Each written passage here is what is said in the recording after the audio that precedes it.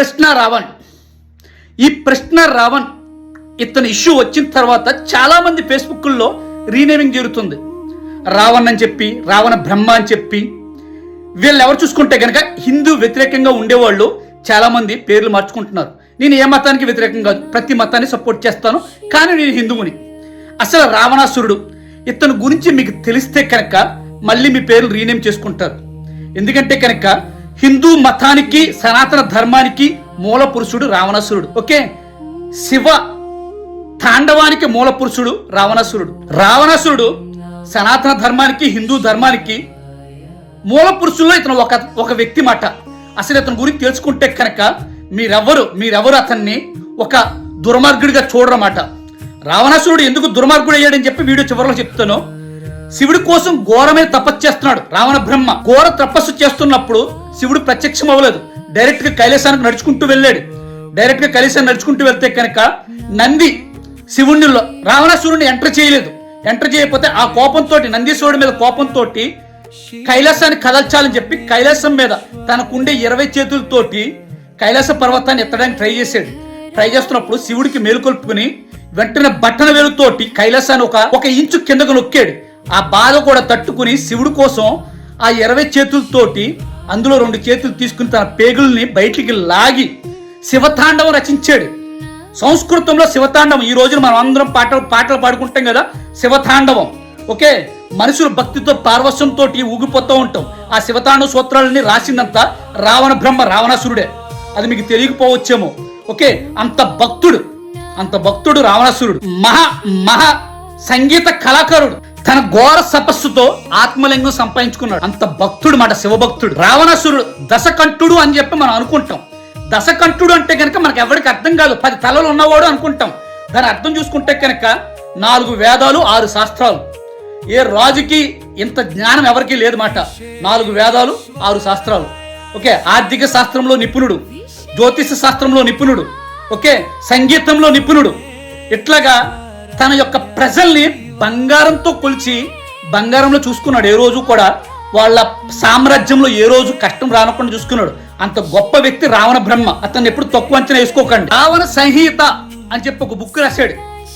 దాని యొక్క జ్యోతిష శాస్త్రానికి, వైద్య శాస్త్రానికి, ఈ రోజున మనం వాడే ఆయుర్వేదం కూడా ఆయన పెట్టిన మన భిక్షది. ఓకే, అంత గొప్ప వ్యక్తి. జ్యోతిష శాస్త్రంలో అలాగే ఆయుర్వేద శాస్త్రంలో చాలా నిపుణుడు. అందుకనే అతన్ని దశకంఠుడు అంటారన్నమాట. ప్రజల్ని ఎలా చూసుకున్నాడంటే కనుక న్యాయమైన పాలన. ఏ రోజు కూడా రాక్షసుడు అయినా కానీ ప్రజలందరినీ న్యాయపరంగానే చూసుకున్నాడు.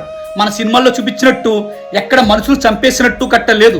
పక్క రాజ్యాల మీద దండయాత్ర చేశాడు కానీ తన రాజ్యంలో రాక్షసులు ఉన్నారు, మనుషులు ఉన్నారు, అందరినీ సమానంగానే చూసుకున్నాడు. రాముడు రావణాసురుని సంహరించక ముందు చివరి కొన ఊపిరిలో ఉన్నప్పుడు లక్ష్మణుడికి ఒక హితబోధ చేశాడు. రాముడు వెళ్ళి రావణాసురుడి దగ్గరికి వెళ్ళి అతని దగ్గరున్న దశశాస్త్రాల్ని నేర్చుకుని రా అంటే లక్ష్మణుడు వెళ్ళి రావణాసురుడి దగ్గర చివరి అంపశయ్యలో ఉన్నప్పుడు, చివరి కోణంలో ఉన్నప్పుడు మొత్తం తన యొక్క శాస్త్రాల్ని లక్ష్మణుడికి ఇచ్చాడు మాట.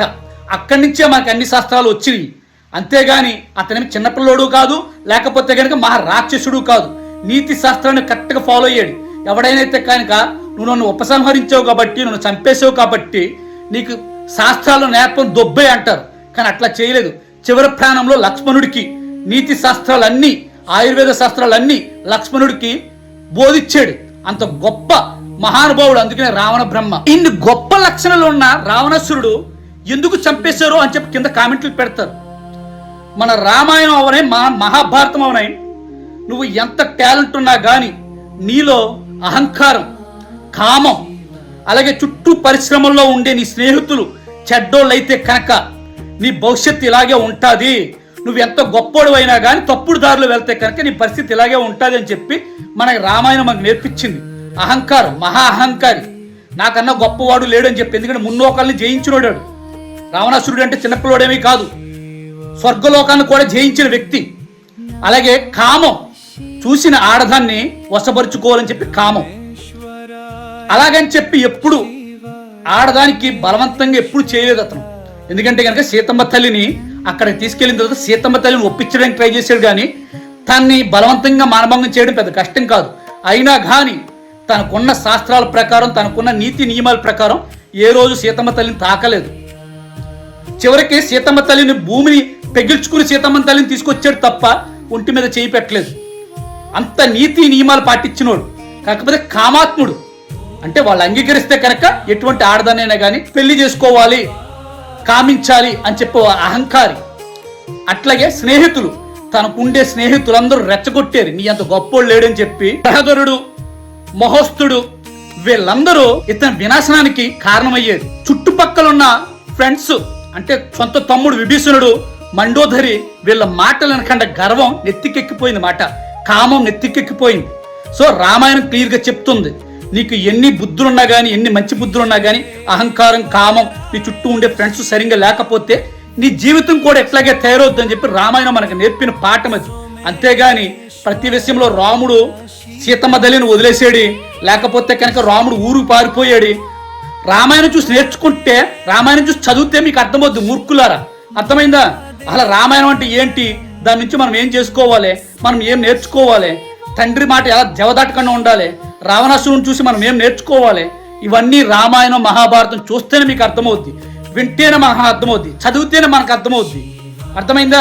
ఇంకొకసారి రామాయణాన్ని కానీ మహాభారతాన్ని కించపరచాలి అనుకుంటే కనుక ఫస్ట్ బుక్కులు చదవండి, అందులో నీతి తెలుసుకోండి, ఆ తర్వాత మీరు ఏదైనా కామెంట్ చేయండి. ఆఫ్ నాలెడ్జ్తో కామెంట్ చేయొద్దు.